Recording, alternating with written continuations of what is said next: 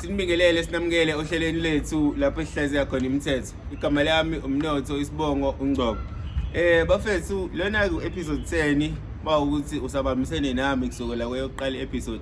Thanda ukubonga kakhulu bafethu. Namhlanje ke imithetho esihlaziyayo imithetho yokuzimisela. Sebeyazi kabanye ukuthi okwamanje ngisajwayele ukuthuthela ngaphandle so kuzoba na umsindo kwi background. Kodwa sizobambisana until nami ngikwazi ukuthola istudio la kuzokuthuleka khona mangishoot. Okay, asihlale wa namhlanje umsebenzi. Number 1 wethu namhlanje for imithetho yokuzimisela uthi impumelelo ayihambi ngokuthi uyifisa kangakanani, kodwa imphumela yokuzinikela kwakho ngisho ungathandi. Ayeze leyo nto le. So lana ke bafethu ngiluleka abantu ngixwayisa abantu kakhulu ukuthi bangayenzi izinto ngenxa yendlela abazizwa ngayo, ekakhulukazi izinto ezizifiso kubo. Uyabo leyo nto leyo. So lapho ke ngiyanaba ngithi kubo abazi ukuthi impumelelo ayihambi ngendlela noma ngendlela lebona abafisa ngayo kuphela yabona. So kunezinto mhlambe ezilindeleyo ukuthi uzenze usukini ngelinye ilanga ongavuka ungenawo umdlandla wokuzenza, njengosuku olusha. Number 1 usuku olusha malifika lufika nemisebenzi yalo, kodwa wena uma uzulichitha ulele izokuphunyuka zonke izinhlanhla abezibekelwe wena kulelo suku lolo. So zama ukuthi konke kungakhuthazwa imizwa yakho, kodwa ukwenze ngoba ukuhlelile.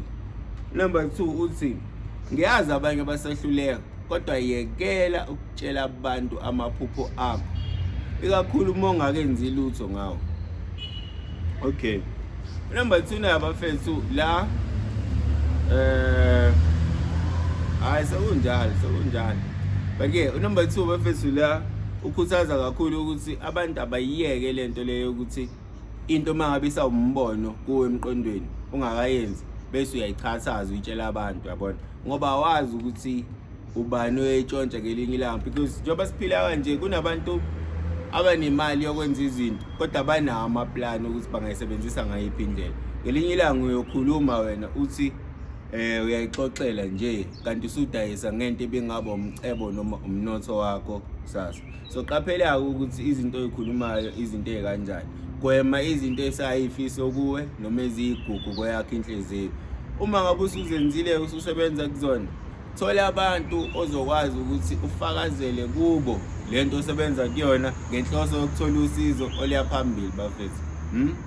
Yes, ngikhuthaza lokho. Number 3 ithi bhala konke okumqoko okwenzayo osukwini wandise kuko njalo. Bhala konke okumqoko okwenzayo osukwini wandise kuko njalo. Kumsebenzi wakho ukuzilekelela ngalokho okufisayo nalokho kulindele ukuthi kwenzeke kuwe kusasa. Ngakho ke zama ukuthi ezintweni ezenzayo osukwini ungabi isitha sempumelelo yakho njengokuvela phela into esobala ukuthi angeke ilunge uma wena ungenzi lutho ngayo.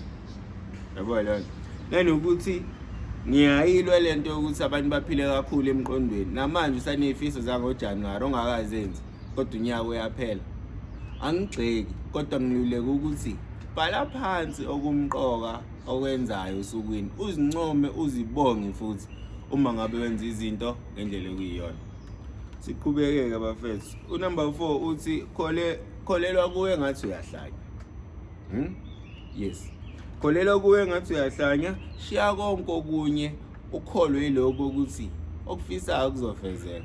Phela bafethu asikwazi ubusa amakhosi amabili. Njengamanje unombono noma unendlela ethize yempilo efuna ukuphila ngayo, kodwa uphinde futhi ubuse ungabaza kuleso leso sikhathi leso.